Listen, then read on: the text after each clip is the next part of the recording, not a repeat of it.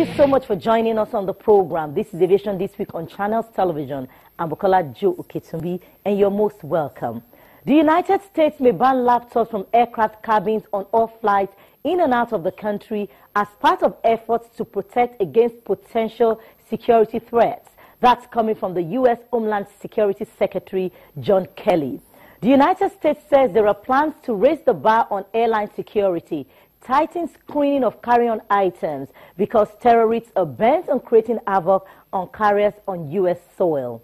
In March, the U.S. and U.K. governments imposed restrictions on large electronic devices in aircraft cabins on flights from 10 airports, including the United Arab Emirates, Qatar, and Turkey. On this edition, our attention shifts to this subject once more, plus a look at British Airways post its global system outage.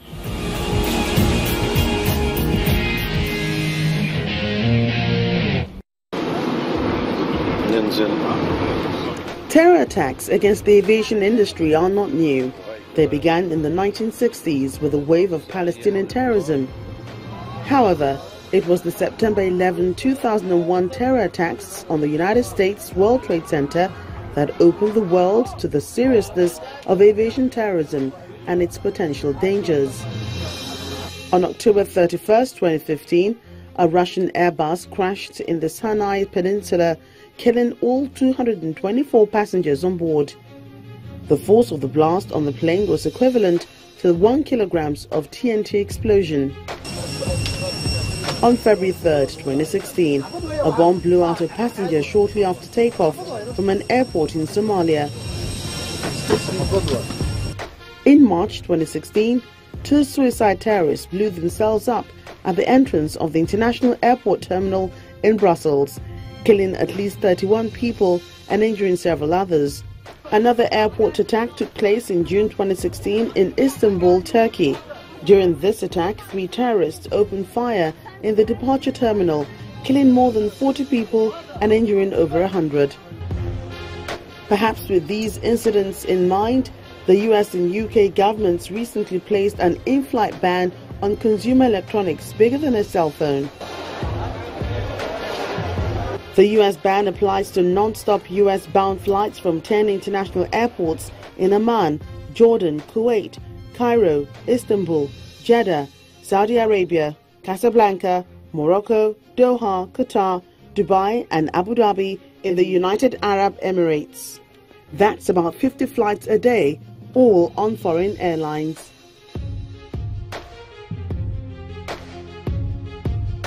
Meanwhile, the British rules apply to flights from Turkey, Lebanon, Jordan, Egypt, Tunisia and Saudi Arabia. US officials say the measure was intended to thwart possible attacks on airliners with small explosive devices hidden in consumer electronics. The US order, which has gone into effect, will impact 9 airlines in 8 countries across 10 airports.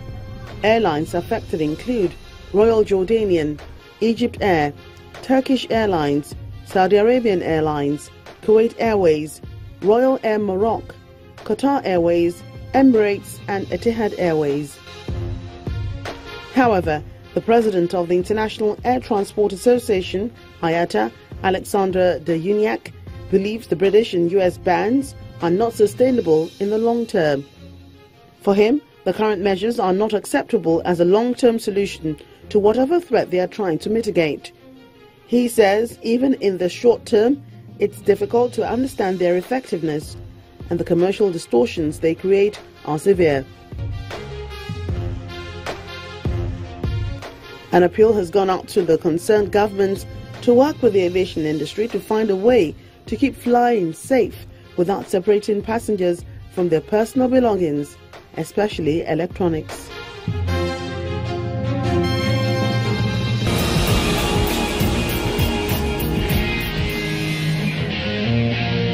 Technology has made a once closed aviation industry to become open, and this sure comes with its advantages and disadvantages. But in today's world, no one can operate without technology and its influences. Our guest has more.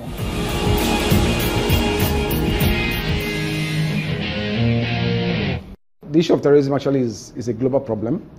And based on the intel, I think those countries that they actually looking at, that's where Al-Qaeda basically operates from and all that. And over the years, I think Al-Qaeda has been looking for more ways, more innovative ways actually to infiltrate the commercial aviation industry and all that. So I think what has happened basically is the fact that they're looking for ways to actually plant bombs inside the battery compartment of laptops, the digital players and all that. So again, based on that, the U.S. government, particularly the Department of Home Security, decided, okay, you know what, we need to put this in place. So it's a new procedure, but again, it's going to be inconveniencing to the flying public, really.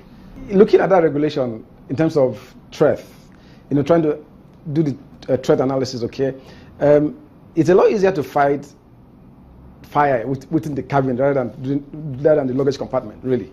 So again, it's neither here nor there, really, for me, because in as much as the plan by the Al-Qaeda or any terrorist organization is to try and infiltrate the commercial aviation by using personal electronic devices, which is PEDs, by planting bomb in the battery compartments. Now again, if you have the physical security checks, that should be enough actually to identify whether there's a bomb in a laptop and all that. That should suffice, really. But, well, you never know. The TSA has not come up publicly to tell the world why they choose to do that, really. There are two kinds of communication that happens in an aircraft. There's the cockpit communication, which is safety critical. There's the cabin communication, which is non-safety critical. Okay? Now, the cabin basically where passengers stay. Cockpit is where the pilots and the pilot basically stay. Now, the thing is, within the aviation environment, the cabin communication actually has to do with providing internet within that space, which does not interfere with what happens in the cockpits. We've got different frequencies, different channels, and I mean, it's actually the security done, partition security done, and all of that. So there's nothing going to happen between both of them, interfering and all that. But in terms of interference of maybe VHF radio, for example, I mean, this is something that people, again, maybe terrorists, they deliberately want to do. I mean, you can actually hijack those frequencies if you have intent to do that. That can be done. But in terms of interfering between the cabin communication and cockpit, that won't happen. There are measures put in by ICAO regularly to ensure that the safety and security of aviation is actually ensured. Yeah.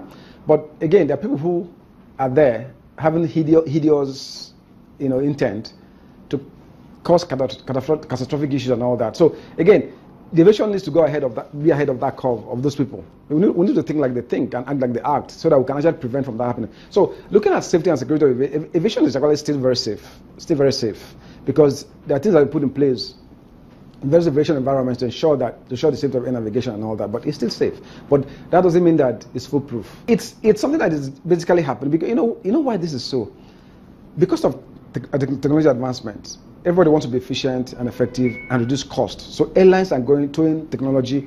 The ANSP is also engaging technology as well to be able to be more effective and deliver value to their clients and all that. So the more aviation is getting open, because aviation used to be a closed environment, okay, but now aviation actually is getting more open now because they're embracing technology.